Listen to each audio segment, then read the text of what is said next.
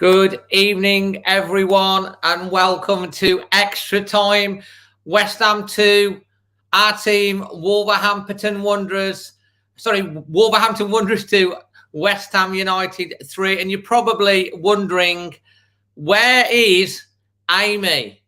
Where is my co-host Amy tonight? And that would be a very, very good question to ask, and I can give you the answer to that. Amy, as you probably know, is a very, very talented athlete and runner. And her training, because the clocks have gone back, or summertime, it's a lot lighter. Her training's a bit later. So she's hoping to get here a bit later on the show. I didn't want to push it back till 8 o'clock tonight because the Champions League is all on, and the two matches, and there's people that might want to watch that, and I didn't want to split people from having to join in for this or to watch the Champions League.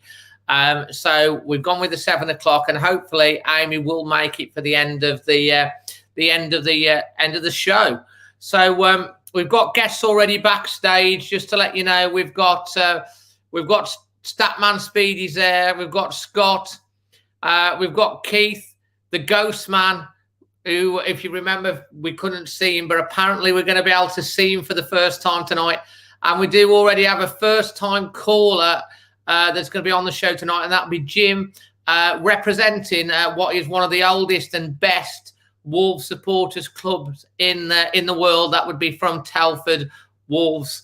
And there's going to be hopefully more coming on as well as we go along. Before we get started, let's have a look who's here. We've got quite a few people already here. We've already got 45 people joining us. Do us a favour, smash a like on the video. Feel free to share on your socials. And we're going to be talking and analysing the game. What happened last night? What happened for the first 40 minutes of the game with us being 3-0 down before we started playing again. A dreadful, dreadful start. I'm sure Statman's got some stats on that, Mr. Speedy. But we're going to kick off tonight evening. We're going to kick off tonight with Scott.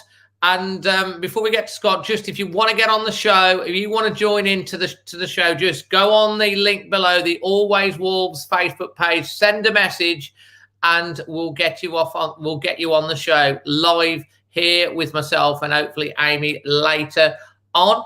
So we're going to be joined first off by, he often waits right to the end, but he's going to be on first tonight. And that will be my good friend, Scott. How you doing, mate? Good, except for my hair. I know you've been complaining about your hair on social media.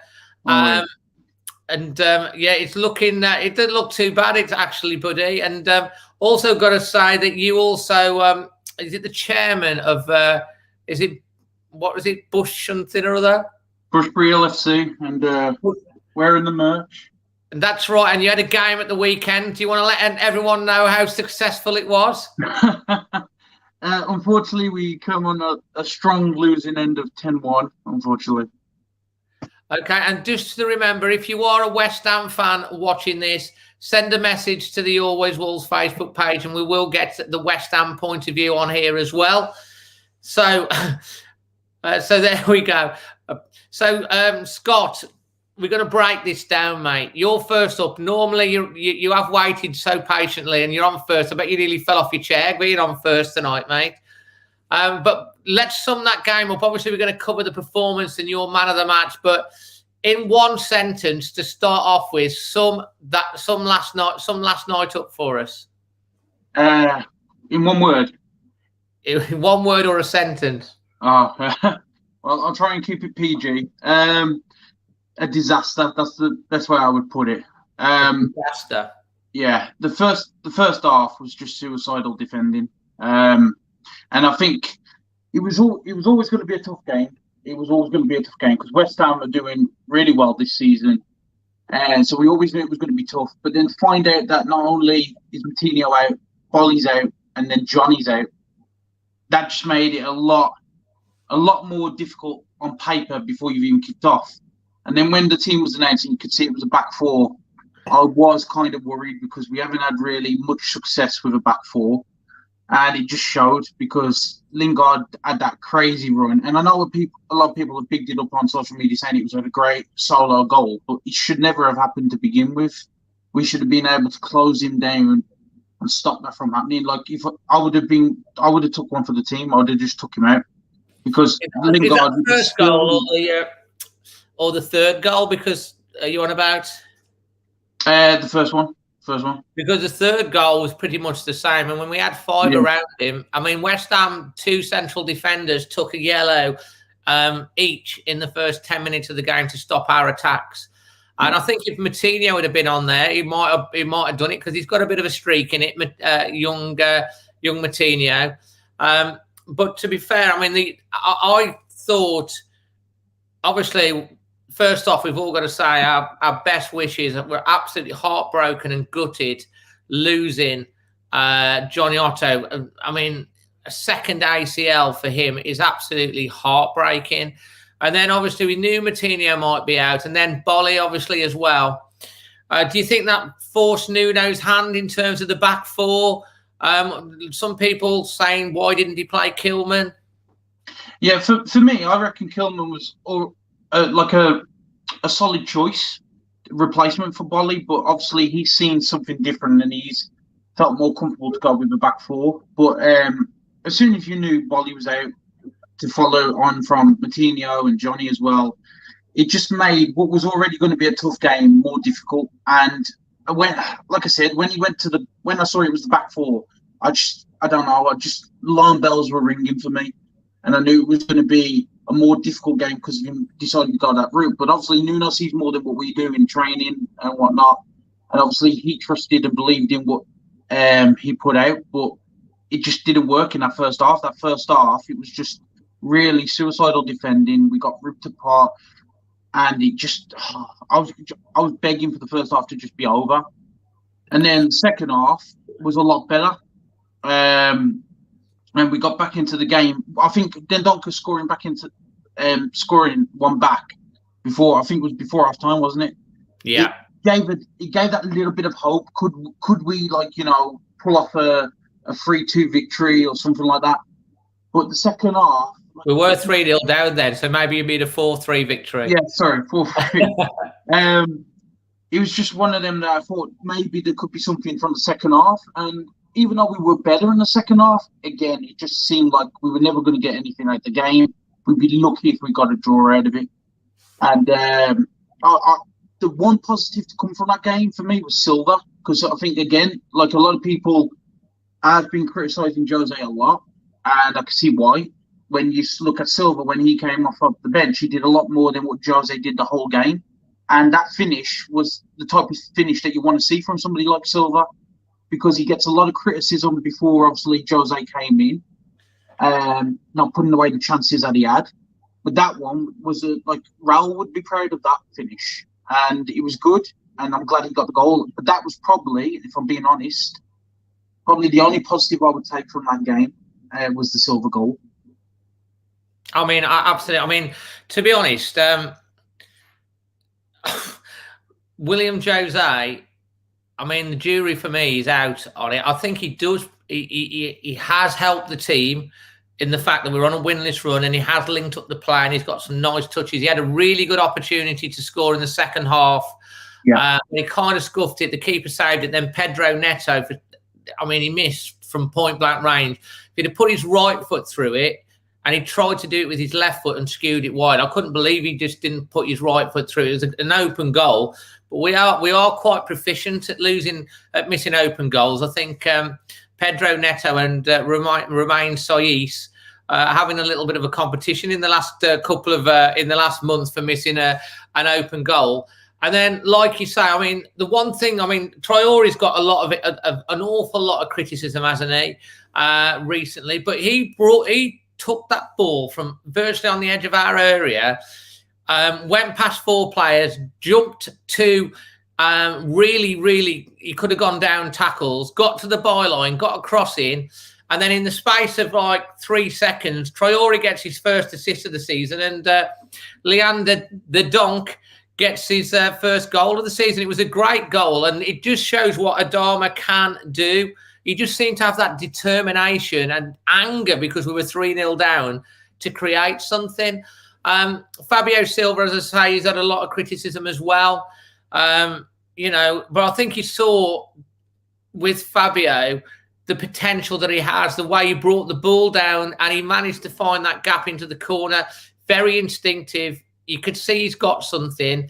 But again, I think the jury's still out on them. I mean, Scott, and I'm probably going to ask everyone that comes on today, who would you start up top against Fulham on Friday, Jose or Fabio?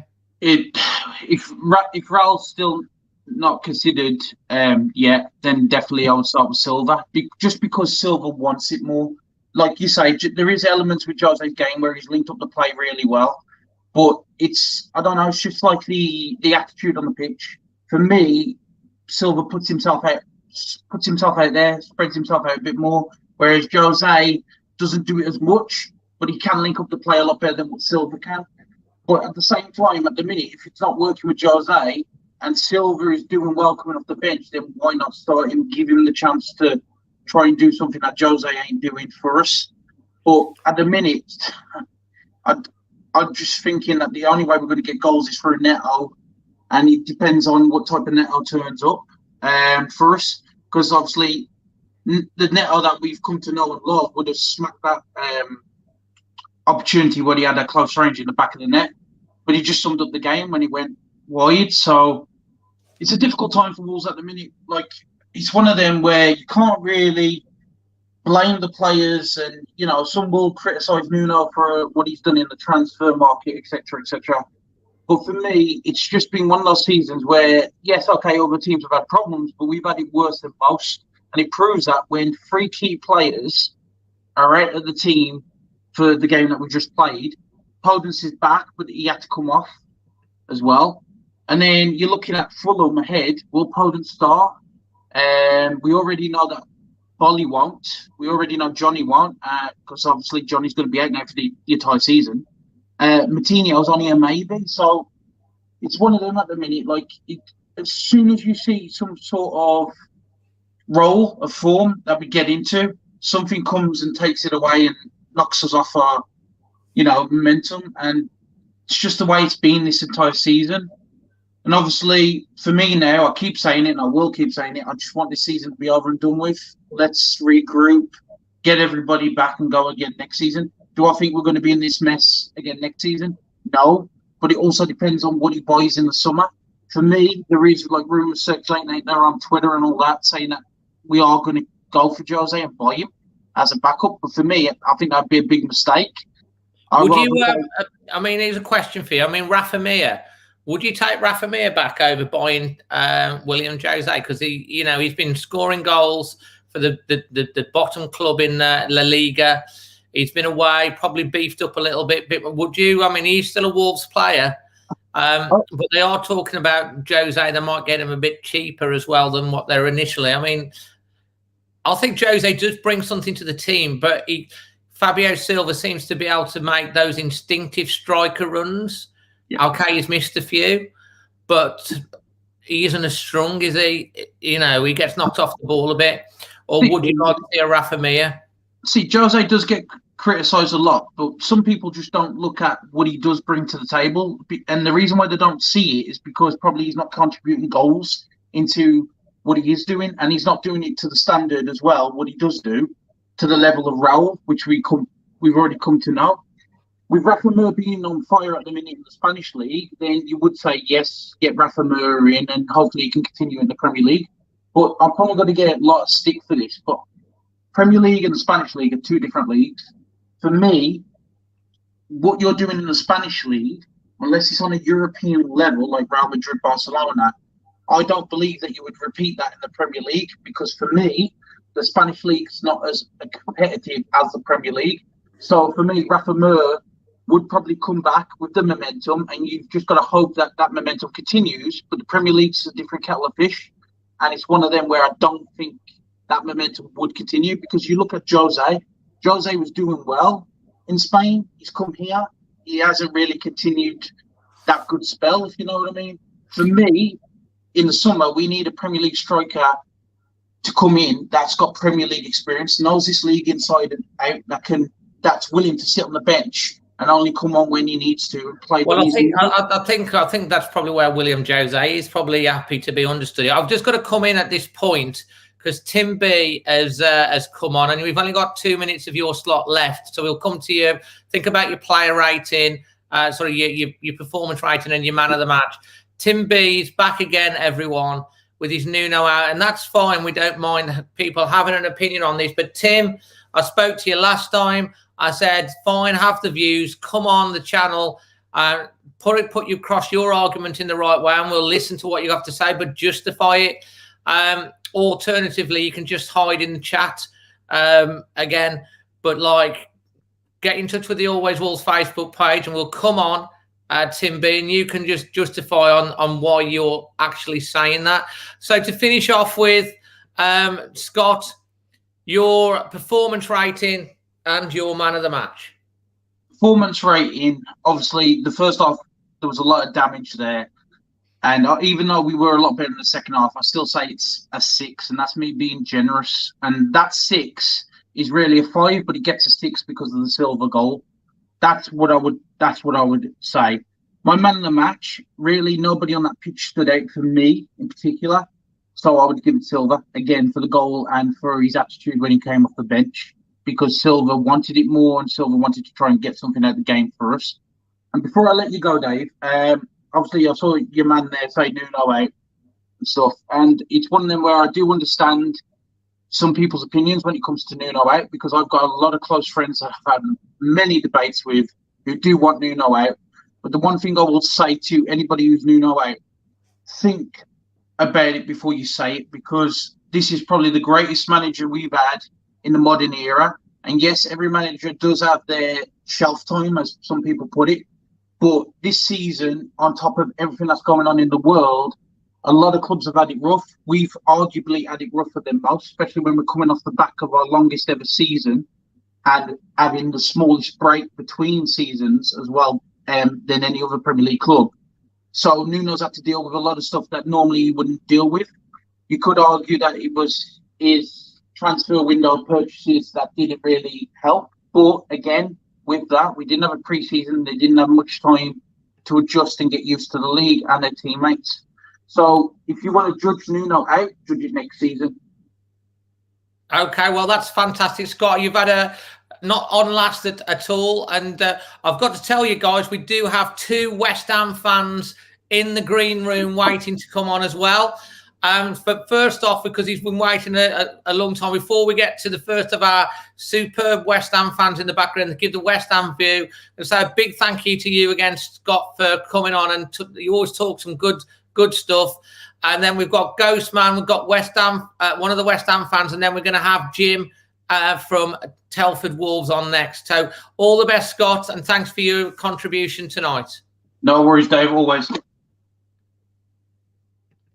So thanks ever so much to Scott. And now, finally, we've waited so many weeks from the hilarious funniness of the Ghost Man in the shed with no light, where we couldn't see him. But we are going to meet him for the first time in person. And he's here now. It's Ghost Man Keith. How you doing, mate? I'm fine, mate. How are you? Not too bad. We can kind of see you've got a bit more of a light. You're still a bit of a shadowy figure there. But, how are you feeling? Thanks to Wolves FC. Not too bad, mate. Not too bad. Just a bit down after the game. And what are your thoughts on the performance? Any major points that you want to sort of say about the game, Keith? Well, a couple of the positives is that they created a lot of chances still, and they could have got something from the game, even though how bad there was. Right. And what did you think where it went wrong for us? Well, the defence, the back four, totally.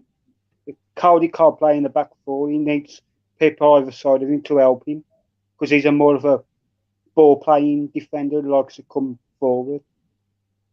And Ghostman, Mick Corbett wants to know, what have you got? A candle. Are you in the shed tonight, mate? No, I'm actually in my spare room with what I've been stripping wallpaper off and doing some working. Yeah, because I think Mick's trying to say that you've got a bit of light, but it looks like it's candlelight rather than a proper light. But we've also got Craig says, out of darkness cometh light. He says hello, Shedman Keith as well. So he's absolutely fantastic. You do make us smile, mate. We love you to bits, I tell you. You make us laugh. So, Keith, who would you start up front against, against Fulham on Friday night? After he's coming off the bench, it's got to be Fabio. Fabio. Yes. Okay. And what would you rate the performance last night out of 10? 6.5. 6.5. And who would you say is was your man of the match?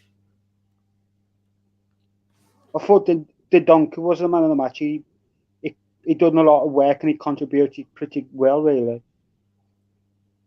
Okay. And do you think Cody and Saiss are really made for playing in a back four? Would you go back to a back three on Friday and bring someone else in the back? I'd bring someone else in at the back and play a free. Bring in Kilman or someone like that, like who's been mentioned. Okay, absolutely brilliant. So you've gone with Leander Dendoncker and a 6.5. Is there anything else you'd like to add before we move on, mate? No, I'd just like to say well done on your channel and all the members you've been getting. You deserve it, mate. I appreciate that. Yeah, the channel memberships is now open and you've got loads of different perks if anyone wants to get involved with that. That would be fantastic.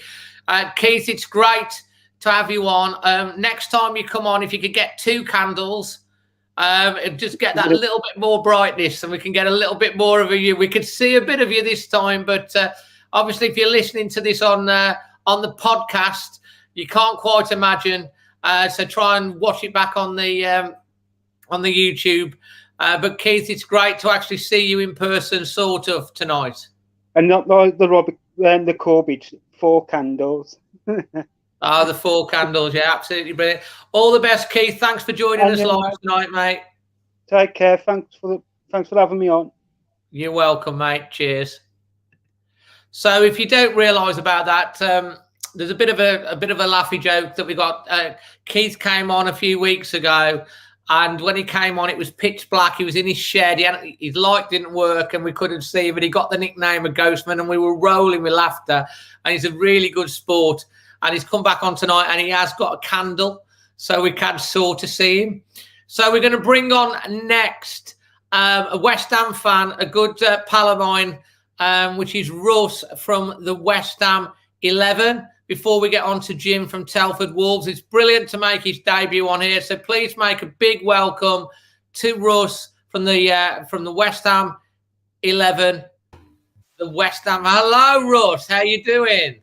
Hello, Dave. How we doing, mate? How we doing? It seems only yesterday since we last spoke. It does, doesn't it? Time flies when you have fun. Yeah, absolutely. And why don't you just give everyone a little bit of a background of your association with West Ham before we crack on with the game? So because you have got an affiliation, haven't you?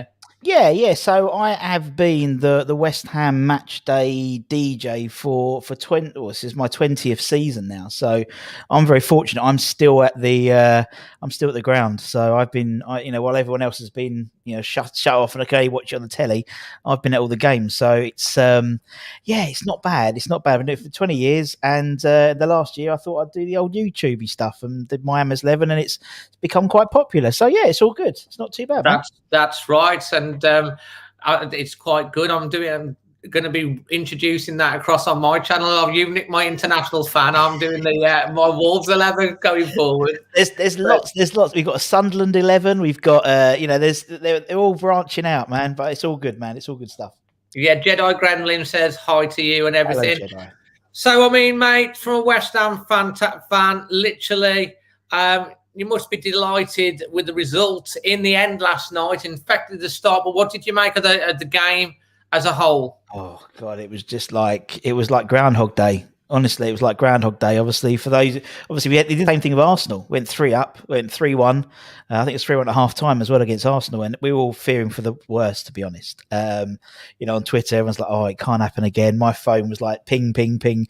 It can't happen again, can it? It can happen again. And you saw the Jekyll and Hyde of us, really. We really are a Jekyll and Hyde team. So we've been.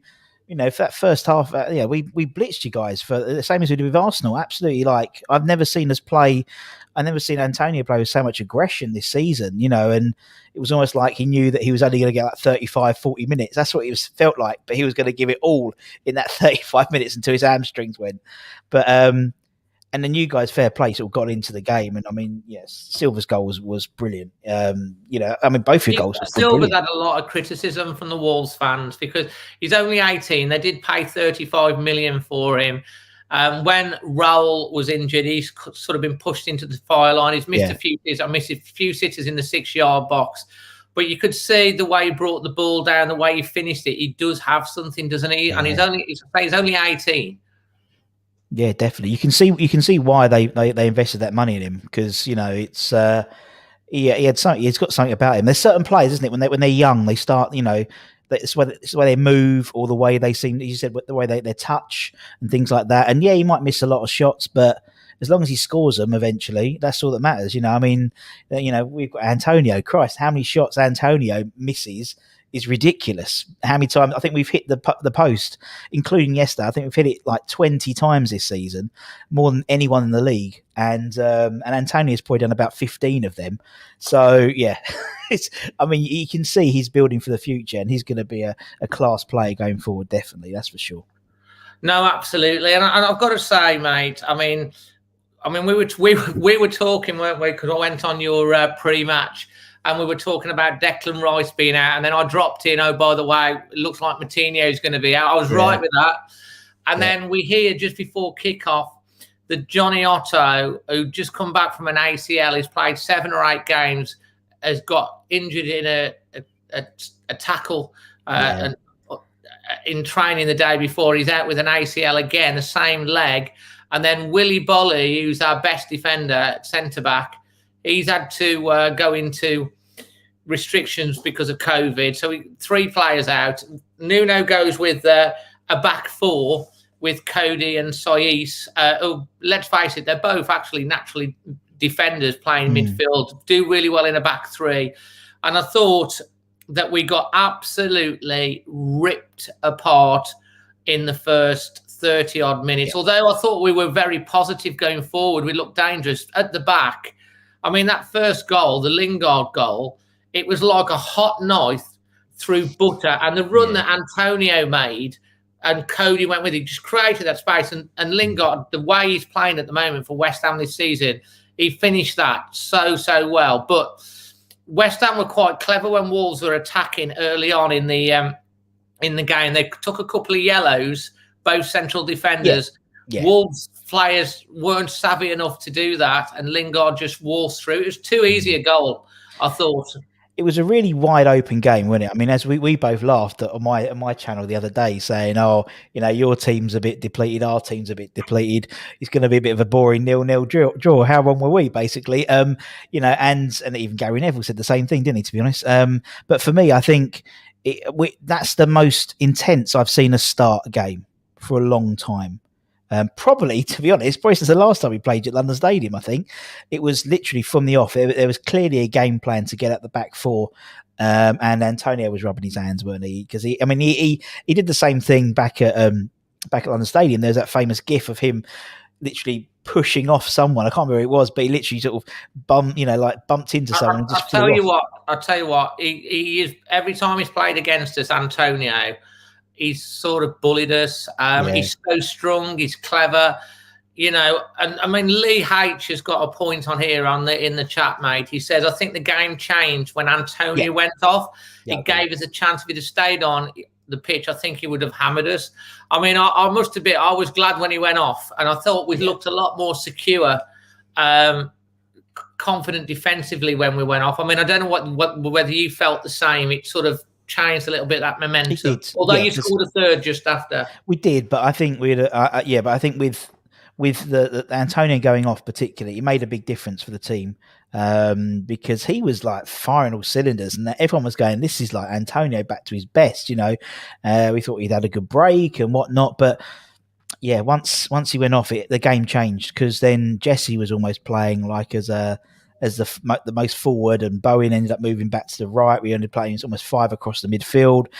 It didn't have the same dynamism, the same sort of, and that's basically what we do. We contain people and then just hit them on the counter attack with pace, and yeah, it completely changed the game, in my opinion. And then with the goal, it's like heads were dropping. You could tell. I'll tell you what I was saying, because we had Paul on, who's a half-time fan on my watch along yesterday. I was chatting, and I was saying in the stream, at the back of every West Ham player's head, and probably every West Ham fan's head, is going to be that Arsenal result. When Wolves got the first goal back just before halftime, it would just put that inkling of panic and doubt. And then when the second one went in, I can imagine you're sitting there going, "Oh my God, it's going to happen to us again." Yeah, totally. That's basically how the last 15, 20 minutes, that's how we were all watching it behind the sofa. Like that. Yeah, literally. like proper like that. And it was, and I've been talking to a lot of people today actually about it, and they were all feeling the same. Whether they're fans, ex-pros, we've been talking to quite a few today randomly, and they were all sort of saying, "Oh my God, my heart's just about come back down now." So, it was nervy times. I thought you managed the game really well, to be honest, towards the last 20 minutes. I thought when we scored after 68 minutes, 22 minutes plus added time, I thought we'd create hopefully a bit more urgency. I don't think we moved the ball fast enough. I thought you, especially the last 5 to 10 minutes, I thought you managed the game really well. We never really got any real pressure, like that real panic at the back. And we didn't quite, when we got the second, it just sort of seemed to filter out for me, just sort of filter out. I think by taking off Masuaku and bringing on Ben Johnson, more of a defensive-minded wing-back, rather than Masuaku, who's more attacking, not really known for his defending, that was almost like not a shut-up-shop type job. But if we had Declan Rice playing, Mark Noble would have come on around that time as well, and just taken off Jesse and just shored up the defence. Not put on Ben Rama. That's what I didn't understand. Taking off Fornals and bringing on Ben Rama. I did not get that one at all. But hey ho, him always we trust. So I can see sort of his sort of feeling in terms of if there's a ball going out, he could chase it and stuff. But still, it was we're trying to hold this one goal cushion, and we bring on someone who gives the ball away quite a lot. Ben Rama does. So. Yeah, it was one of those games where another day we could have easily lost that game. The West Ham of old would have lost that game. We would have lost that game. That's what's different from this year. It feels a little bit like Wolves.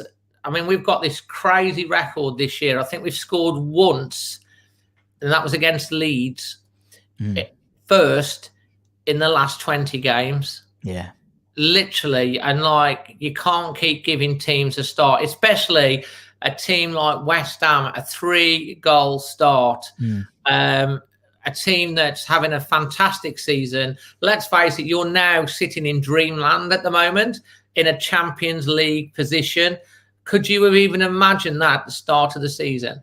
No, not at all. Not at all. 16th would have done us, like 16th or 15th by this time, would do me fine, but nothing more in terms of, even by my assumption, by my sort of looking through things. David Moyes, for example, has got apparently a clause in his contract. If we are 13th at the end of the season, it gets automatically renewed, which he sort of mentioned in a few interviews back. That's the assumption to me that's where the board realistically saw us finishing this season, 13th. So crazy, isn't it? I really hope that you do get Europe. As a Wolves fan, we got Europe last year. Obviously, got curtailed, to the latter stages in terms of the fans being able to go. Barcelona, Turin, Porto, Braga, Istanbul. Went to all of these places, and I really hope that if you do make Europe, you have the chance to enjoy going. I mean, I can't remember the last time West Ham were in Europe. You probably can. Yeah, it was it was actually reasonably recently. It's when we moved from Upton Park to the London Stadium. So that first season, the first game technically was a Europa League qualifier. We didn't win. We never do when we get to the qualifiers. But yeah, it was not a decent run. We haven't had a decent run for a long time. Probably the early 2000s. We won the Intertoto Cup. Do you remember the Intertoto Cup? The Intertoto Cup, yeah. And I think we got round to like the second or third round. I think in the league, in the Europa League. I think we played Stenar Bucharest and lost, but that was it. So yeah, we're due a little European tour. That'd be nice. Whatever we do. And before we get on to Jim, who's making his debut from Telford Wolves tonight, mate. Good old Jim. What have you made of Wolves this season, and what do you expect? There's a few Wolves fans that are getting a little bit stressed about getting dragged into relegation battle again. What would you say? Nothing. No, as a seasoned relegation fan, no problem. No worries at all. No worries at all. You know, there's a lot worse teams than Wolves, and I just think although the league table at this time doesn't really lie, you are in a false position in my. I mean, that second half, I think you played a lot better than I've seen you play for other games. I mean, obviously, I don't watch all the games, so I don't necessarily. I'm not on a fair assumption, but I think there's nothing to worry about. I really don't, man. A question for you here. Yep. Mate, Merv Bennett wants to know, why do West Ham fans, some West Ham call the old ground Upton Park, and others the Bowling Ground? Yeah, I mean, it's called the Bowling Ground. So the postcode the address was the Bowling Ground, named after famously Anne Boleyn. That's why you had the castle in the thing. Apparently it was nearby there, but the area is called Upton Park. So that's right. So that's the reason that split. What do you call it?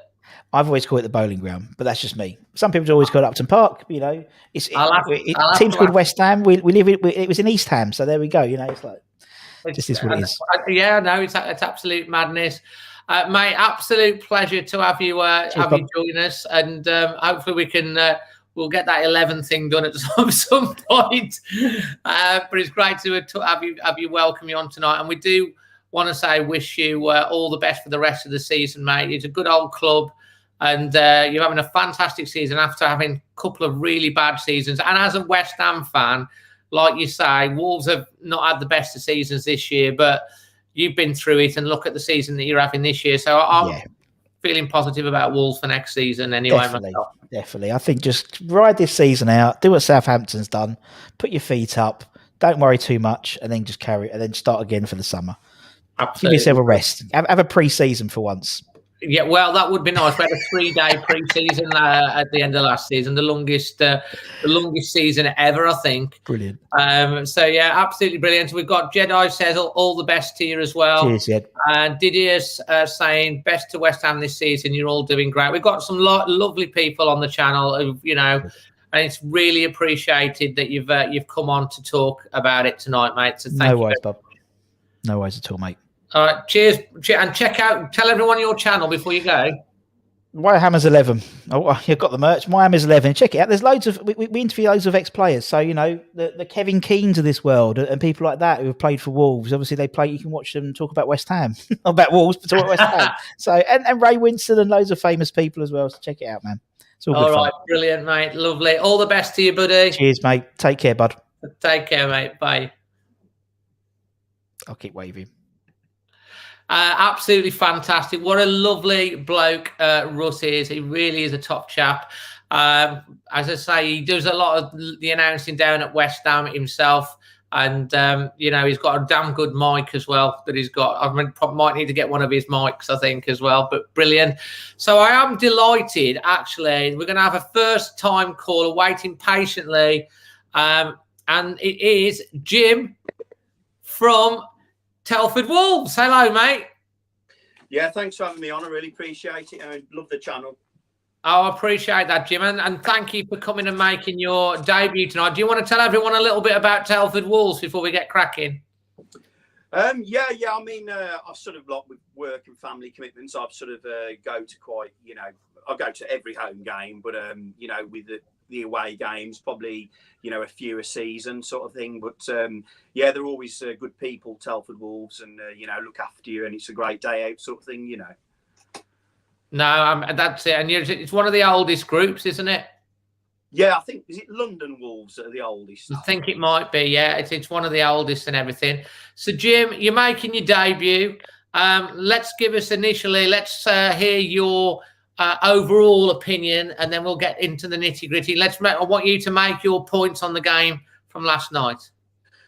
Yeah. I mean, first of all, like, from a football point of view, I think it's refreshing to see Lingard, you know, playing as well as he is, obviously, you know, getting a chance for England. Obviously, a bit disappointed he scored against us, but a lot of players these days, Premier League, will think, well, I'll stay at, you know, a big club and not play and get paid. And it's nice to see a player like him who wants to play and that desire there. So from a football point of view, that's refreshing to see, first of all.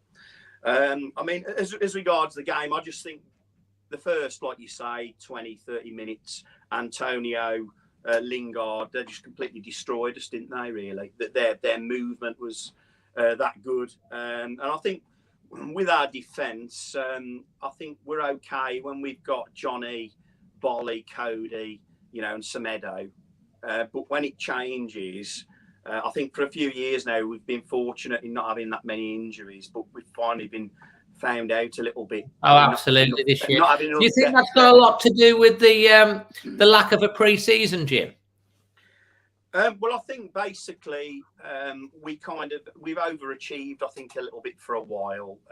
Everybody's expectations was, you know, really high. You know, at one stage, we're even talking about chance of like finishing top 4 and Champions League, and it kind of, I think, it's sort of when we reached the point where we played Sevilla in the Europa League, we gave it everything, didn't we? And we just missed out on the Europa League that season, and since then, there's been like an air of feeling deflated a little bit. You know, they gave so much, didn't they, for those seasons? Oh, they gave everything. I mean, it was the longest season ever. And it was just like with Jota going, losing. It's just been more of a downward spiral, hasn't it, this season? You know, but I think just commenting a little bit about the defence. I mean, I think Ait-Nouri, he's very good going forward. But I think defensively, he's not that great, really. I think as well, you can just tell, can't you, when Bolly's not there? I mean, Cody, he's a fantastic leader, and his leadership qualities are brilliant.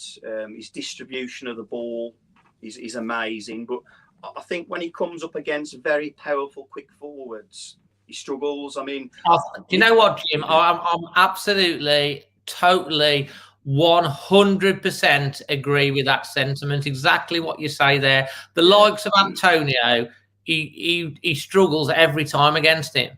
Yeah, I remember we had a game, I think, when we lost 5-2 to Chelsea. It would have been quite a while ago. And I remember Tammy Abraham, you know, sort of Cody struggling with that sort of player then. And I think that was that game. Bolly didn't play as well. I think he's all right when Bolly's there because Bolly can mop up and he's got that presence, and then Cody can express himself. When you've got Sace there, you know, it's not kind of the same. You know, it affects Cody's performance, and I think the whole defence really sort of struggled. You know, the first sort of half an hour. I mean, a few positives from the game. I think it was refreshing to see Dendoncker playing in his natural position. He made that good run, didn't he, into the box for the cross, that late run, which we've seen him done many, many times. It was a good header. Good to see him get that goal. Yeah. I mean, I think this business of playing him sort of in defence, I'm not so sure about that. I think in midfield is his position. I thought Neves had a good game. And I think you mentioned earlier that run that Traore did. Oh, yeah. I mean, he'll do something like that, and a lot of fans will still criticise him. But you've got to kind of give commendation to that, really, haven't you? Mate, I'll tell you what. When he picked that ball up, it felt to me, and I don't know whether it felt like to you, it was like he was peed off, fed up, angry, and he just sort of took the ball on him.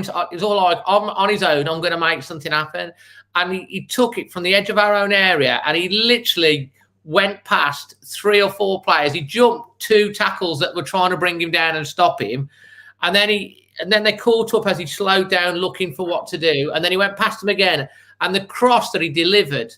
I mean, that is what we want from Traore. That's what he can do, and that's why people get so frustrated. Yeah, I mean, I think there's always going to be that frustrating element to his game where he, you know, he'll fall over and he'll slip and, you know, lose the ball. But, you know, sometimes you got to give him commendation when he does do good things. You know what I mean? I think more are quick to jump on the bandwagon and criticise with him. You know, so and I think it's been touched on as well about Fabio Silva's finish. I mean, looking at it, that was a hard goal to score. That was. Fabio, 100%. Yeah. I mean, you might just think, you know, if you haven't played football, how he just put it in the corner. But the angle and the speed he was running, it was a very good finish that was to actually get it. I thought the way he brought it down is under control as well. And to be honest, it was the only place he could have scored it because the keeper had most of that goal because the angle covered. And to beat the keeper and get it inside the post, it had to be quite an accurate shot. The frustrating thing with Fabio, he's had easier chances and missed. You know what I mean? And then he scores a goal like that. I think he's a sort of player that, you know, once he's got a couple of goals and now hopefully going forward, you know, he's going to be like a real threat. I mean, it is a lot that we've paid for him. But yeah. Obviously, can see the potential with him, can't they? I'm a little bit concerned now because I think when you have a loss, I'm starting to count the points between the bottom three and where we are, and it is a little bit. I don't think we will get relegated, but I think now's not the time to go on. You know, when we go on these long runs where we don't get anything. Well, we haven't got much out the last 5 games, have we? Yeah. I mean, there's a lot of people on social, as you probably think. And they've left comments on my reaction and the watch along, panicking about getting drawn into a relegation position. But when you actually look at the table at the moment, we are 9 points. That's 3 wins. Fulham have only got 7 games left from Fulham. Fulham have played 1 more game than us. Yeah, if we lose to Fulham on Friday, and let's face it, the way the Fulham are fighting for it, it's possible that we could lose to them. We'd still be 6 points clear with a game in hand, and we've got a good run of fixtures. I think we only need 1 win. Jim, I don't know what you think. I think 1 win, and I think we're safe. I think we've got enough like there to be comfortable. But the thing is, you always think back to that time where, you know, when West Brom passed us by and the gap points that were 18 points on it or something. Yeah, and it's just like we don't want to kind of be too complacent. Fulham, I don't think are that much of a poor side personally. I think they're a better side than Sheffield and West Brom, and I think it's going to be a tough game. I think it's just important that we don't lose the game. You know what I mean, Jim? I think you're absolutely right. That's what I've been saying. If we don't lose the game, the gap stays at 9 points. We've still got a game in hand. They've only got 6 matches left. It would be virtually impossible from that position. Lose the game, and you can see there's going to be a Twitter meltdown for one. You can see it coming, can't you? But I think as long as we don't lose, I think the other thing, you saw Fulham when they played Aston Villa at the weekend. Villa having a decent season. They were 1-0 up until 10 minutes, and then they capitulated, and that's where they're vulnerable. We've got to get on the front foot from the off, because if we let them dominate and get on top and get in front, it's going to be hard again. Yeah, I mean, I think there must be some sort of. I think teams and managers have sussed us out a little bit, and that was why Nuno has tried to adopt a little bit of a different sort of system. But I mean, you seem to see now where teams will just come and attack us the first 10 minutes. I was thinking about the Arsenal game. Yeah. I don't know how on earth we won that game. And we should have been 4-0 down by the time we scored, yeah. You know, and it's just like a lot of teams now are kind of noticing that, you know, sort of attack them the first 10 minutes, get on top, and then, you know, you're chasing the game if you're giving 2 or 3 goals away. And they're sitting deep, and it's hard. They're just putting 2 men on Neto or 2 men on Traore. I think it's a good idea when they swap wings. Quite a clever idea, you know. Sometimes because then the fullback doesn't know who they're marking. So I think that's quite a good idea. And if you think of Neto sort of cutting in with his left foot from the right flank, you know, I think it is quite a good idea that Nuno's employed. But that has had success, hasn't it? That tactic, it has had success. Yeah, I don't know what you think about Gary Neville's comments, just with regard to, you know, saying about sometimes when you evolve as a team, you have to go through a period of pain. And Do you know what? I've been kind of saying that in life generally. I mean, sometimes you have to take a step back to move forward. And I'm of the view, and I don't know whether I'm of the view that with everything that's happened this year, I mean, we can make lots of excuses, injuries, the season having no pre-season, the lack of fans, I think, has affected Wolves more than some other teams. I think it's actually worked in favour for the likes of West Ham, actually, having no fans there. But I do think sometimes you go through a bad period and you have to go through the pain, and then you do come out stronger on the other side. And my view is that for everything that's happened this season, I think we'll be stronger for it as long as we have a good summer transfer window and we keep hold of our key players and we bring in quality reinforcements such as a quality centre-back. We've still got the same central defensive people in there and players that we did have in the Championship. We need someone. If we're going to play a back four, I don't know whether you agree, I don't think Cody alongside Bolly is the answer in a back four. I think we need another person, a new person, if we're going to play a back four. Yeah. I mean, I think the last transfer window, I mean, if someone had said to you at the start of the season, you're going to lose Jota, lose Raul, lose Johnny and lose Doherty, you'd be thinking, well, how are we going to cope? So I suppose given what we've lost, we haven't done that badly. But the only thing that concerns me is, you know, I mean, you look at teams like Leicester, they will sell their better players and they will replace them with like current players that can play and fill their gap now. Whereas sometimes with us, we'll sell our players, you know, and replace them, maybe buy them for the future and we'll loan them out. And I think you end up with a thin squad then. I think we kind of need to be buying players that can kind of play now. You know, if you sell Jota, you want someone to come in that's going to kind of fill his boots and do well. And I know there's no guarantees, but I think generally, you know, it's just with COVID as well, not so sure how much money's going to be about. I mean, we see a lot more loan deals done now, don't we? Well, I think the summer, I mean, you've got people thinking that maybe we're going to spend a whole load of money in the summer. I can't see that happening with the finances and the pandemic. I think you might see, as Wolves have used successfully, a loan to buy. I mean, where are you on the William Jose, Rafa Mir, Fabio Silva fence? I mean, I can appreciate watching William Jose, what he actually does do. I mean, you could do with him scoring some more goals, but the way he brings other players into play, holds the ball up, I think he's a very good player. I'm not sure he's the answer to our problems in being a replacement for Raul. I mean, I think it'd be interesting to sort of see how would he play with Raul.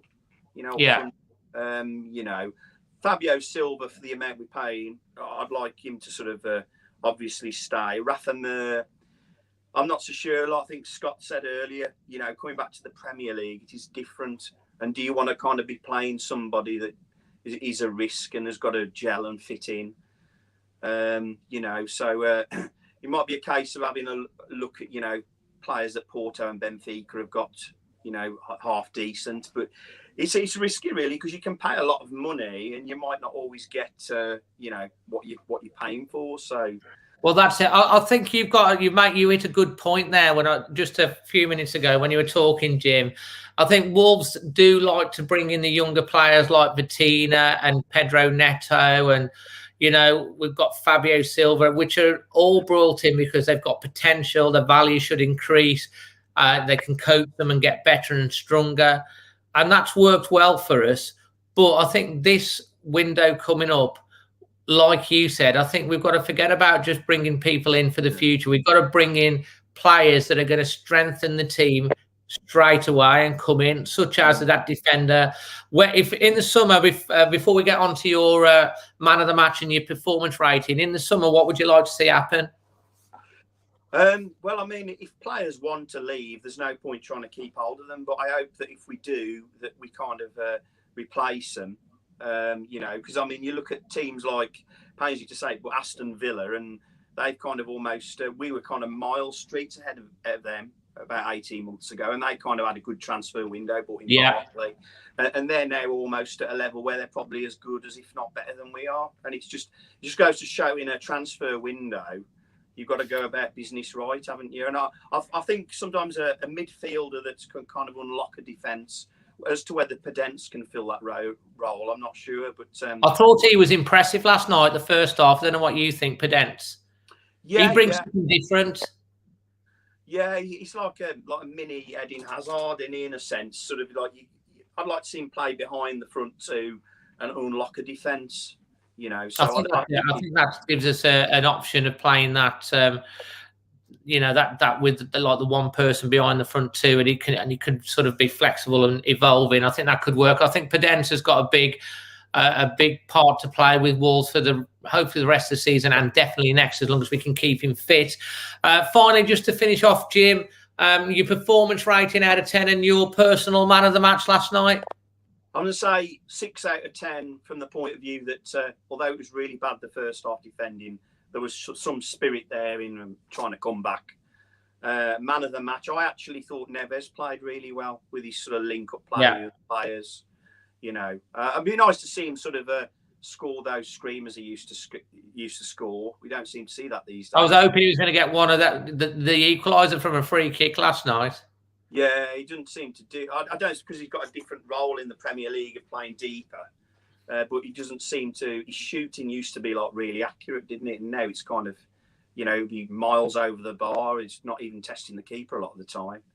Exactly. We got a nice comment here for you from Craig Williams, mate. Some really good points, Jim. Top sense. Yeah. No, thank you, mate. Absolute pleasure for making your debut, literally tonight. Thank you for coming on. And feel free to message in again and come on in the future. And I really enjoyed you coming on tonight, buddy. And all the best to yourself and everyone over at Telford Wolves. Yeah. No, thanks for having us on. I appreciate it. Nice one. Enjoy the rest of your evening, mate. Take care. Later, mate. Ta. Cheers. Bye. So that was Jim. Top bloke. Talked a lot of sense. Great to have make his debut on the channel from the Telford Wolves Supporters Club. We've got 3 more guests to get on the channel. Next up, we're going to have our friend Statman. Then we've got another West Ham fan, as long as he gets his camera going, Mohammed. And then finally, to finish us off tonight, we've got another debut, top bloke, which is Andrew the Weatherman. And I'm going to when we get to him, he can explain why he's got that nickname. But next up, we have the legend that is Statman Speedy. Hello, mate. Hello, how are you? I'm good, mate. Good to have you joining us again. Before we get on to talking about the game, mate, how's Cody the dog? Yeah, he's been to the vets today just to have his checkup, but he's good, thank you. How's your family and how's you, Dave? All good, mate. It was nice to actually go and visit some family at the weekend. I got to see my dad in person as well. Quite a few people saying hello to you as well. Hello, everyone. Brilliant. So, Statman, over to you. Thank you. Thanks for letting me on the show. So obviously the result, unfortunately, was Wolves 2, West Ham 3. In total, Wolves had 20 shots to West Ham's 9. On target, Wolves had 5 to West Ham 6.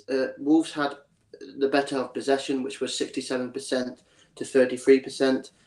Passes completed for Wolverhampton Wanderers was 628. For West Ham, 322. Passing accuracy, 87% for Wolves. For West Ham, 74%. Fouls, 9 for Wolves, 9 for West Ham. Yellow cards, 1 for Wolves and 4 for West Ham. No red cards, which is good. Offsides, Wolves got caught offside once, and West Ham did once. Corners, 4 for Wolves, 2 for West Ham. And there's the stats. Well, Lucy's straying straight off. There's loads of people saying hello and great to have you with the stats. Lucy, the golden girl, says, wow, stat-wise, Wolves did reasonably well. Pretty good. Yeah, I agree. I think... Oh, sorry, Dave. No, carry on. You were talking. Carry on. I think it was such a disappointing result because obviously they went 3-0 down, and I was so glad Fabio Silva got his goal, because I think if you give him time, I think he will become such a great talent. And when he scored the goal last night, I said to Mum, that's like a Raul Jimenez finish. As in, like, he brought the ball down, he took his time, and he obviously slotted the ball away in the bottom corner, which was obviously brilliant. And for an 18-year-old to have that composure and that awareness of how much time he's got to strike the ball, I just think it's brilliant. And I just think give him time, and he will become the player that Nuno and obviously us Wolves fans want him to be. I think that makes a good point. I think Fabio is slowly starting to win over the fan base. What we have to remember is it's not his fault, Fabio Silva, that he's got a £35 million price tag. That's not his fault. That's what Wolves have paid. But with a £35 million price tag comes expectation. When Raul Jimenez gets injured, he's thrown into the firing line. He's snatched at a few chances. They've bought in William Jose. I mean, and Jose's done a job, you know, but you've seen when he's been coming on for the last 15 or 20 minutes, he does get in the positions. He got half an hour, he got full half last night. And, you know, he scored again. William Jose still yet to score a goal. Fabio's now got 3 goals. And it was a really good finish. The way he brought the ball down, the way he finished it was absolutely fantastic. And he showed in that moment the class that he and the potential that he has. Yeah, I totally agree, Dave. Obviously, I know you're not questioning me on it, but obviously you said to all the talkers tonight about who would you have starting for Fulham. Sorry to obviously answer your question that you're not even questioning me on yet. Yeah, no, carry on. I would ask you, so yeah. Oh, sorry, Dave. I do apologise, mate. No, don't apologise. Carry on. I'd start Silva, to be honest with you, because I think the thing is with Jose, I think once he gets his first goal, I think he'll start to be more confident. It's a bit like, you know, when you've not done something before. Like, I'd have a blood test the other week. I know it's not the same as playing football, but when you've not done something before, you're like in the unknown, and you start, you know what I mean? Like, with my blood test, I was like, what's going to happen, if you know what I mean? And I've had my blood test. I'm absolutely fine. You know what I mean? And I think it's just this. Jose just needs to score his goal, and he'll start to score more goals, or he'll start to get more assists. It's just that he just needs to score his first goal. Like Fabio against Burnley, he got his goal, and all of a sudden, look at him now. The confidence he's confident. I think the point that you make there, Speedy, I think that's a very well put across point. I think any striker, the longer they go without scoring, the more tense they get. And when they get that goal, even if it comes off his backside, it's a relief. And then hopefully you'll see him loosen up and start scoring the goals. And I think it's just he hasn't got that first goal. He had a chance last night, didn't he? Just before, obviously, the keeper saved it. And I think he snatched at it. Whereas maybe if he'd have had a goal or two, he would have been a bit more composed and he would have buried it. I mean, Neto should have probably followed up and buried it after that, and he managed to miss. But unfortunately, we got the goal just after. I mean, what's your thoughts? Like, what would you change for the Fulham game? Obviously, like you say, I just want to pay my respects to Johnny Otto as well, because obviously to have one ACL injury is devastating, but to have another one, it's just devastating because he's such a great player, and obviously our wishes do go to him to have a speedy recovery, and obviously Martino as well. To be honest with you, every time Den Donker plays in midfield, I do really like him, and I hate to say it, but it's just typical Wolves. Like, one half they play not so good, but the next half they play exceptional. Like the second half I absolutely loved it. I said to Mum, I love watching Wolves when they play like this. And unfortunately, football isn't going to be simple where you have all the ball or you score all the goals, if you know what I mean. Absolutely right, mate. Absolutely right. I'm devastated for Nuno. Sorry to interrupt, Dave. I do apologise. Because, like Scott said, he's the best thing that's ever going to happen to Wolves, in my opinion. He's such a great manager, and it's just so sad because if you know what I mean, he's trying his hardest to get this team playing well, which has been playing well. But I said to my mum just before I come on here, I said the coronavirus pandemic has helped teams in like other teams that have had a great season. I don't mean it's helped teams. I mean it's like other teams have had great seasons without fans. But you can obviously see a lot of teams are missing their fans. And if you asked all the football clubs in the Premier League, the EFL, would you want your fans back? They're going to go, yes, please get them back. If you know what I mean, because fans do make a difference. Well, hopefully, fingers crossed, mate, that won't be too long coming. I mean, there's a chance, isn't there? Looking possible, if everything goes well, we might see fans back in the stadium for the last match of the season, which is against Penchester United, of course. And hopefully we can get back to having a full Molineux next year. I think you're definitely right. I think, I think it's affected teams like Wolves and Sheffield United and a few other teams more than, say, and other teams it's kind of benefited. And I think West Ham fans probably would say that it's probably benefited them. And we're going to ask Mohammed in a minute what he thinks on that. But to finish up on, mate, what's your performance rating and your man of the match? First half rated was a 5. It would have been a 4, but because obviously we scored, it went up to a 5. Second half was a 7. Like I say, I really enjoyed watching it. It was positive football. Man of the match was Den Donker. He played very well for me. And I think he's underrated for me. He's such a great talent. And another point I want to make is just focus on next season. I think most Wolves fans like yourself, or I don't know if you're thinking the same, but just focus on next season because we've had such an unfortunate season with injuries, no fans there as well, like most teams. It's just, if you know what I mean, once we try and get back to normal as possible, as in get the fans back, get the players back, hopefully get a couple of players in the summer, and then just see where we finish. But I think we'll be a lot better, definitely. I'm very positive. I'm very confident. I'm feeling positive about it as well, mate. And I think we just need to get that one more win, get to the end of the season, forget this season ever happened, reset, and go again. And just want to just everyone's going to be happy now, and they're going to get off my back because we do have some good news that I need to share with you. But I'm going to change the background a little bit. Is it Amy? Right. I'm going to change the background. Look who's here, everyone. Here she is. Hello. Hello, Amy.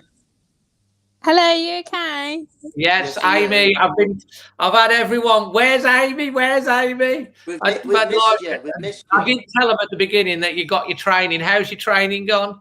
I mean, it's so cold outside. It snowed. And it's freezing tonight. Yeah, I know. It's so cold. I'm like, literally, like, get me in that bath is what needs to happen. So, but hello, everyone. Sorry, I'm late. Better late than never. I mean, I'm going to take that as a compliment. No, look, all like chuffed at your ear. Has Dave managed to cope okay without me? That's the question.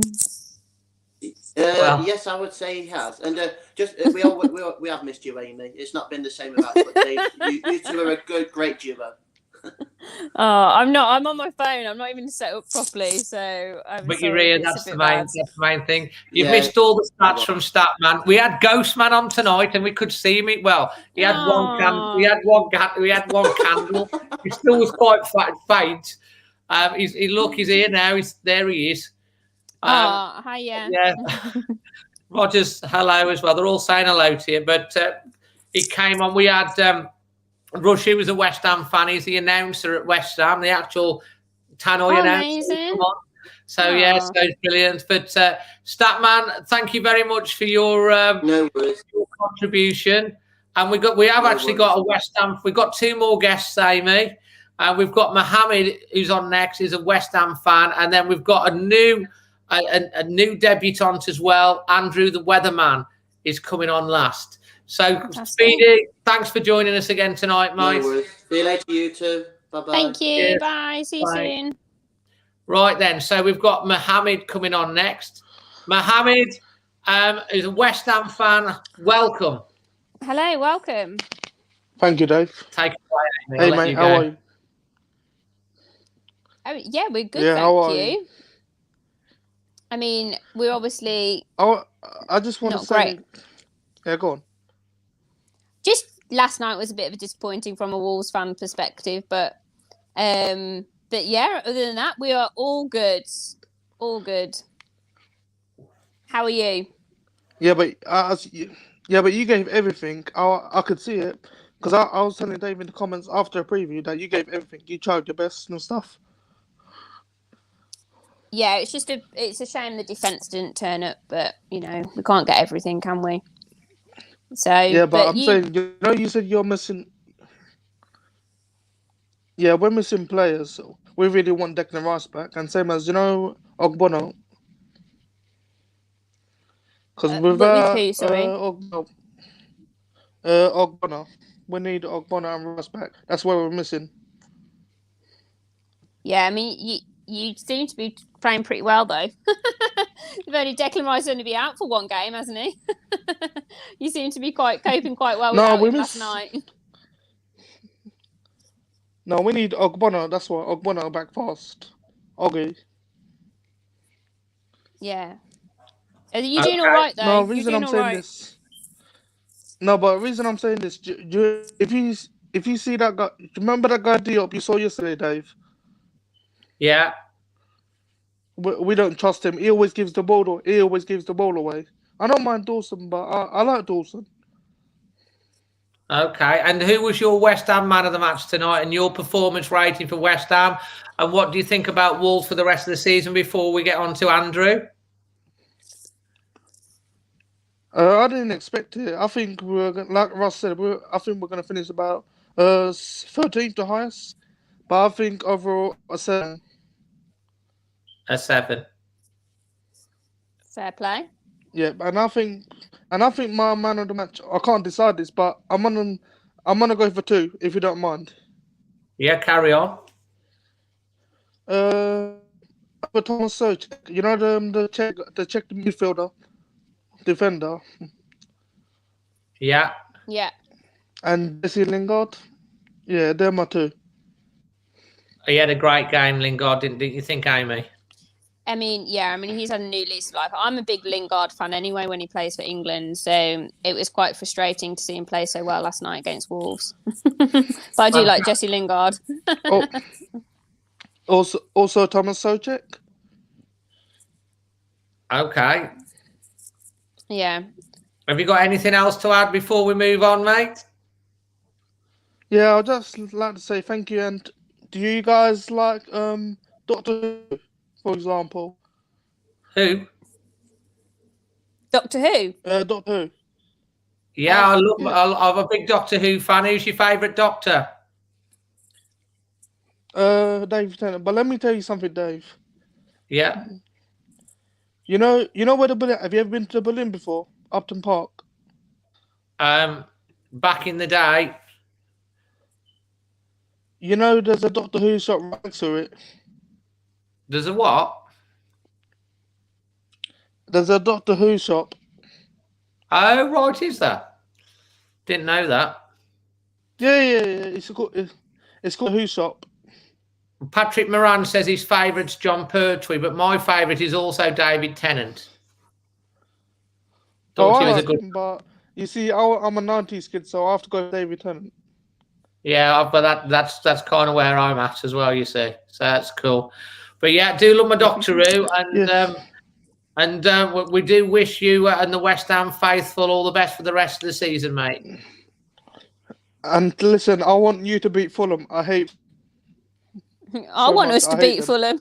We all want to beat Fulham as well. Yeah, there's a bit of rivalry there in the West Ham and Fulham. So I bet you'd like to see Fulham go down then. Yeah, I would like to take some of their players. That's fair. Who would you have from Fulham before we finish? Yeah.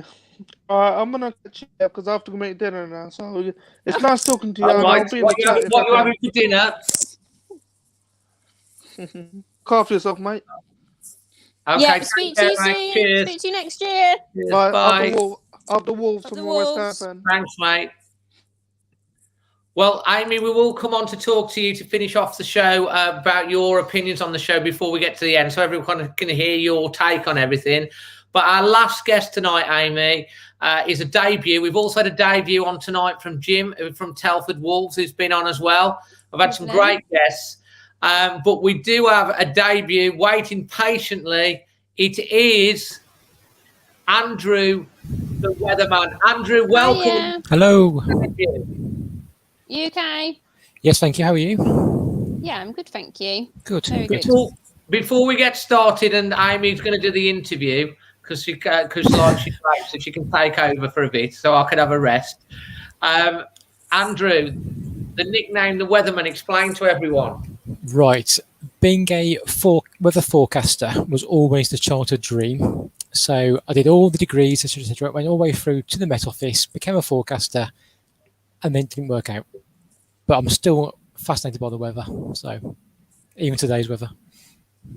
Yeah, can you explain today's weather?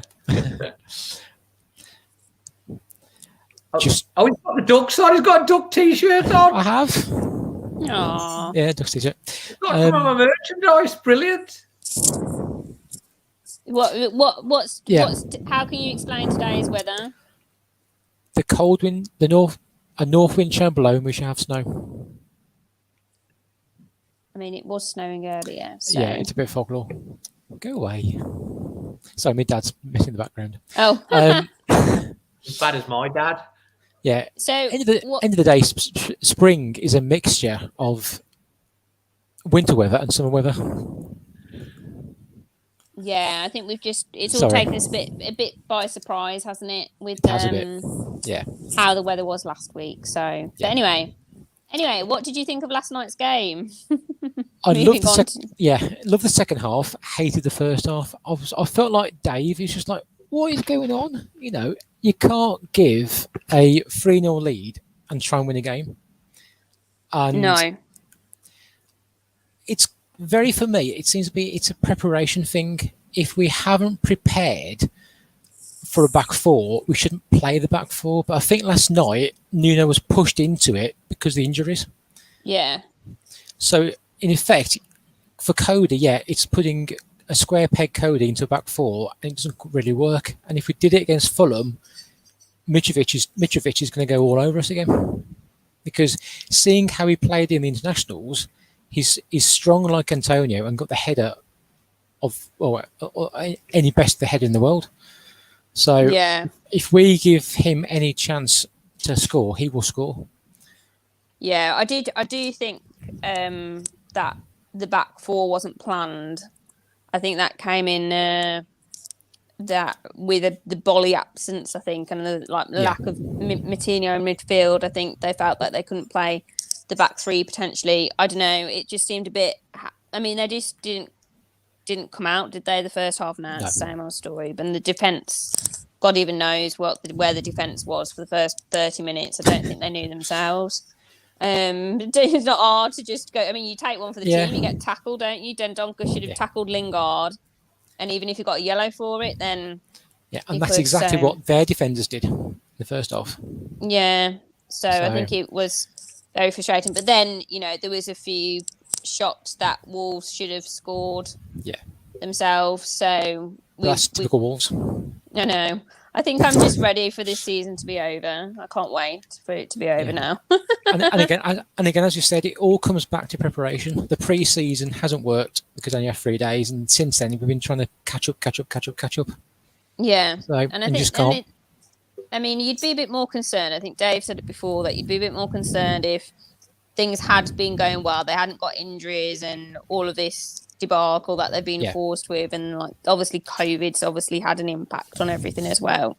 So there's a lot of I think you can feel a bit better about it because there are circumstantial surroundings by it. It's not just the fact, but it was frustrating. I don't usually get annoyed at games, but I was annoyed last night because the defense was just awful. It was like sheep at times. Were you screaming at the telly? I didn't get that far. I was just maybe a bit like, oh, for God's sake, and then I think my positive, I know I'll talk in a moment, but Fabio Silva, I was literally so thrilled for that boy last night because he has had so much stick, wrongly, in my opinion, from a lot of people.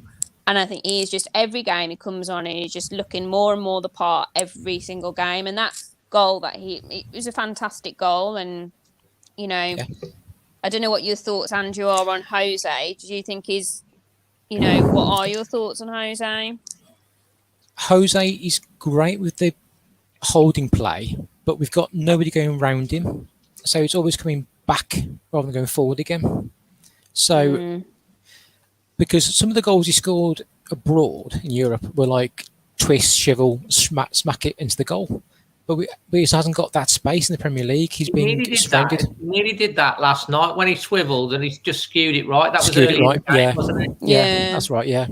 But he's not doing that consistently. Whereas Silva is now kind of seen to be doing more of a Raul style. And that's playing to our strengths. But unfortunately, if the back three is all at sea, got no chance of keeping a clean sheet. No. But at least it wasn't a 3-0 loss last night. Because I think if it was, it would have been worse for us. I mean, I think I texted Dave or I texted someone after saying I actually felt like it was a bit of a win, really, because when it was 3-0 down, I thought, blimmin' heck, it's going to be about 6-0 here. Yeah. So I think the fact that they managed to come back and get 2 goals and the Adama's run was unbelievable. So I'm pleased he's got an assist. So I think, we have to beat Fulham. There is no airs and graces about it. That is a must-win game now. Yeah, and it's the national press and media making us part of a relegation battle. I mean, I still think we're okay. I think they've got enough points. I think there's 3 worse teams. But if they don't beat Fulham, then I will be maybe a little bit more concerned. Yeah, I'd like to hear Amy come on and have a rant. That would be pretty cool. Pardon? I'd like to see you come on and have a rant after the game. That would be pretty good. No.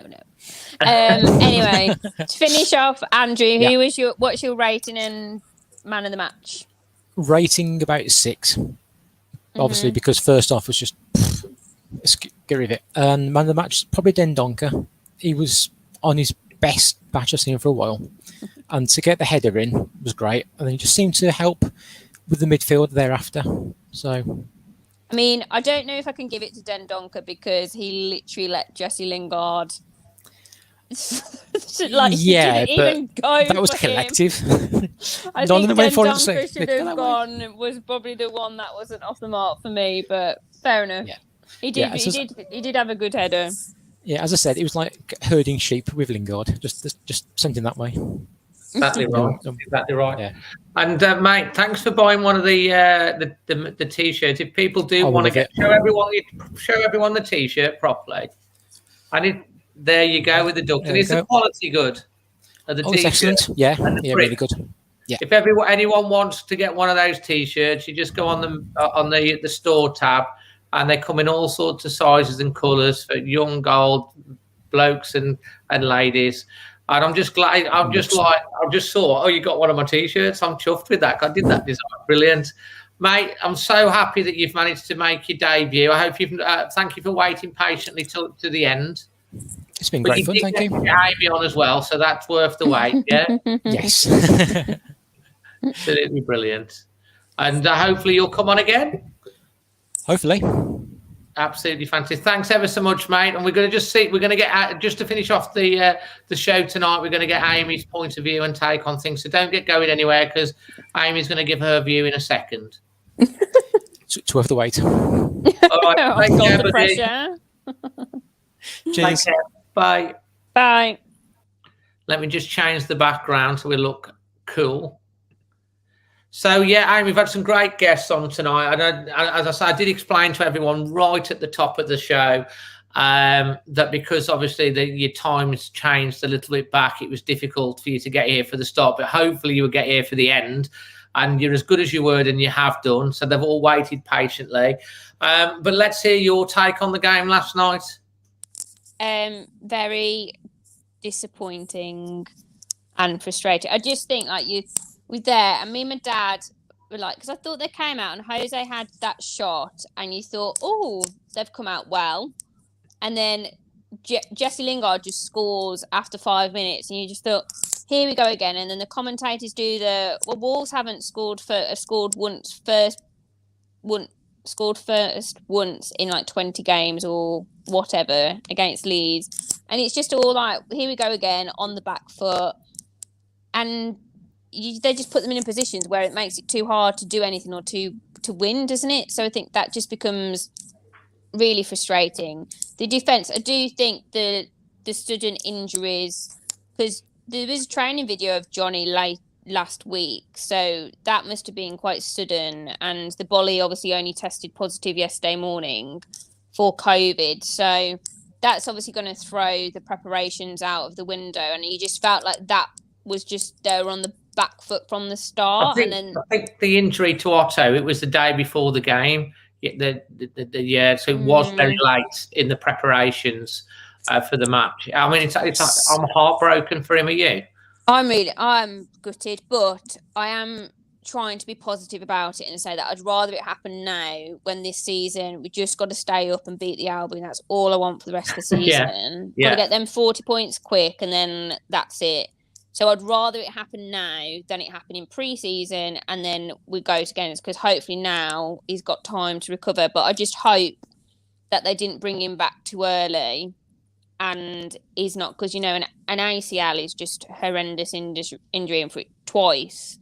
I just hope it's not anything more. He can recover from it. That's my worry. You hope it's not career threatening, don't you? Because it's the same story. Because it's the same thing again. So you don't want him to come back. And I thought, it was just disappointing. I think that Bolly's presence is just missed so much in defence, and he's unfortunately been so injury prone, and obviously now COVID, and obviously if it's COVID, he's going to be out for 2 weeks, isn't he? So it was just I just felt a bit flat from it last night, to be honest, and I thought there was lack of clinical edge up front. I think I don't really get I felt quite negative about last night, which isn't usually me. You know what?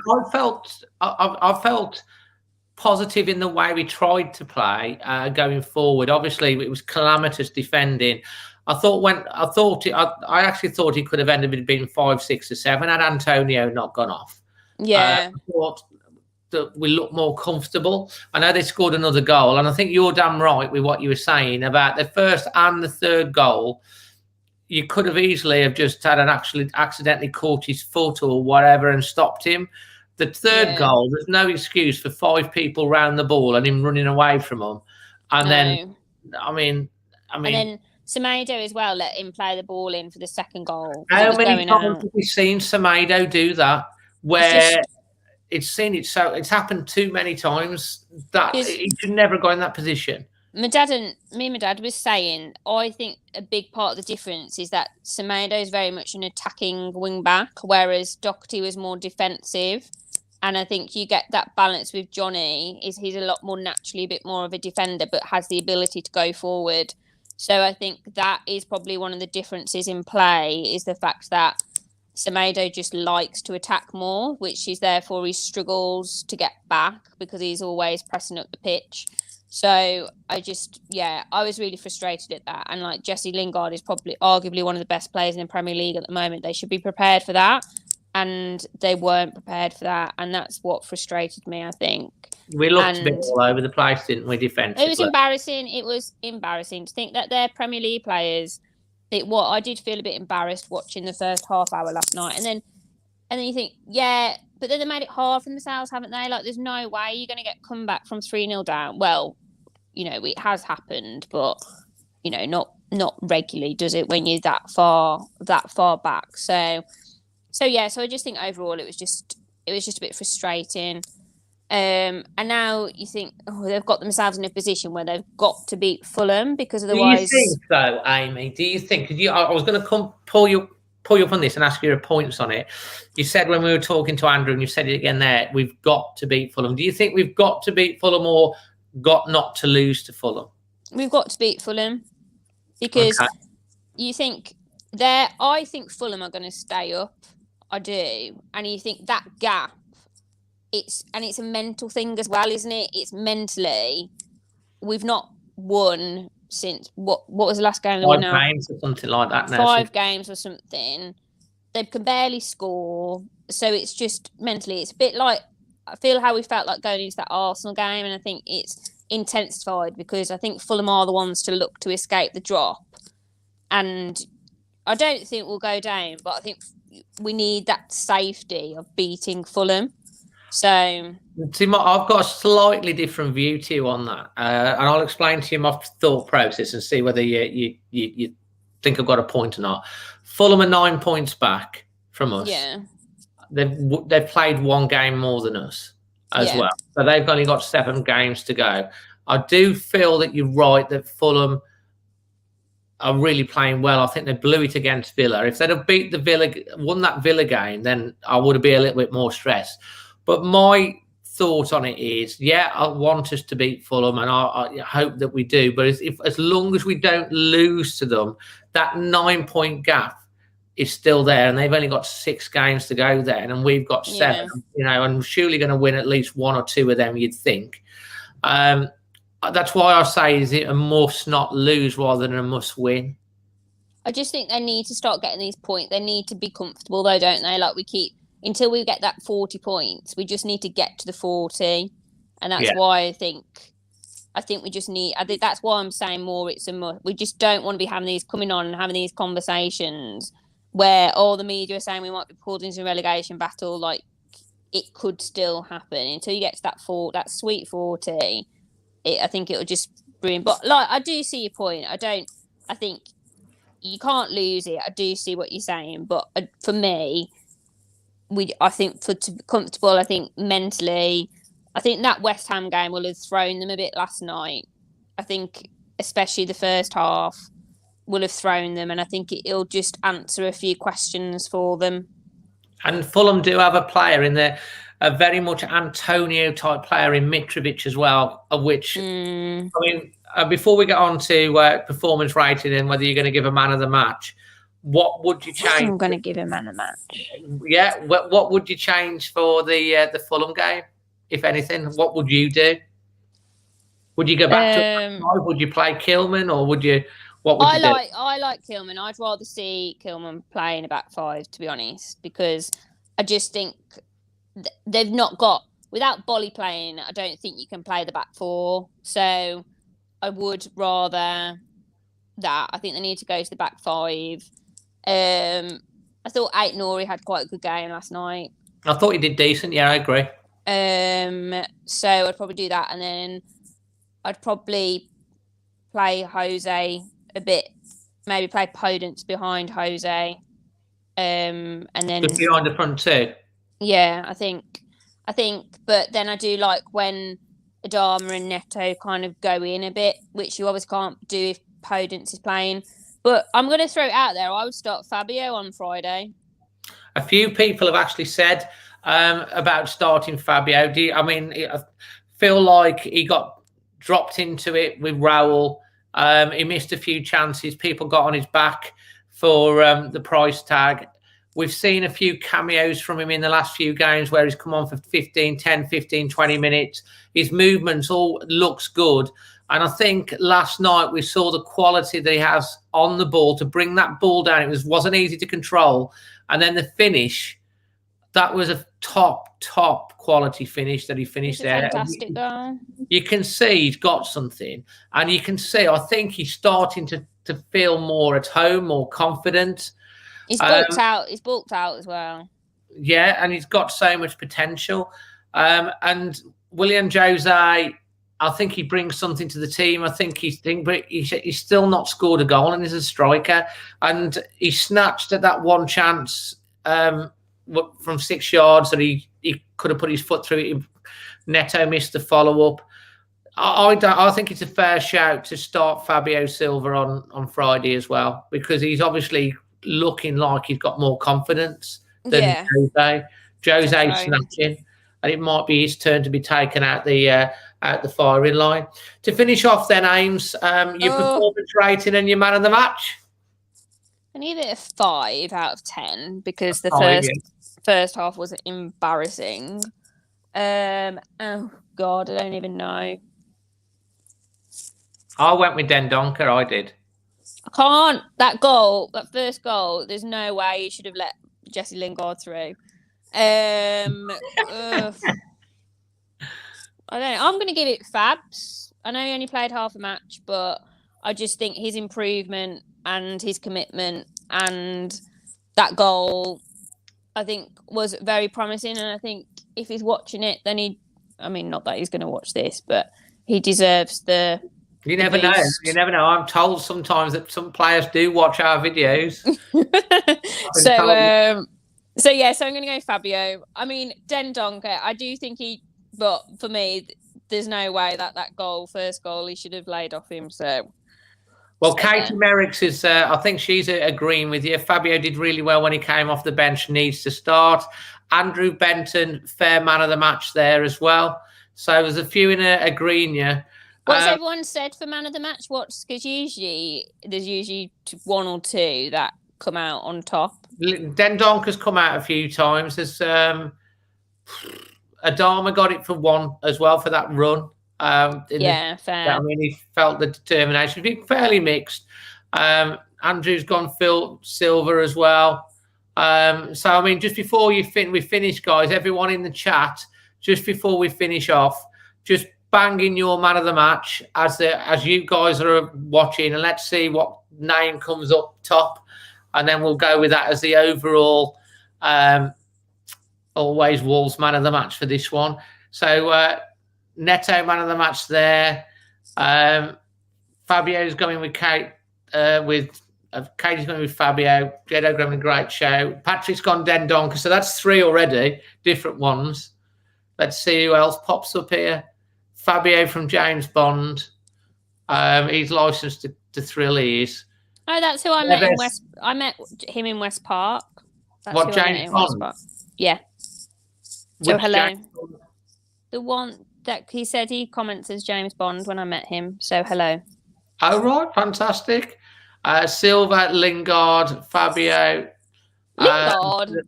Silva, Neto. None of them, says John Dab. So I think it's quite split. Dendoncker. I don't think there is. Usually there's a standout, but there wasn't a standout last night, was there? No, absolutely not. And anyway, everyone, it's been a long one tonight. I tried to make sure that we kept it going and everyone had a chance so that Amy could get on. Don't use a break. No, she had a very busy day. James Bond saying hello to you again here, mate. So thanks everyone for tuning in, and we'll see you. I'll see you on the match preview for the Fulham game, and then the watch along, and then we'll be back obviously for extra time. The international fan reaction will be out tomorrow as well. Until then, from myself, Dazzling Dave, always Wolves, and from Amy, always Wolves. Fantastic. Take care, everyone. Bye.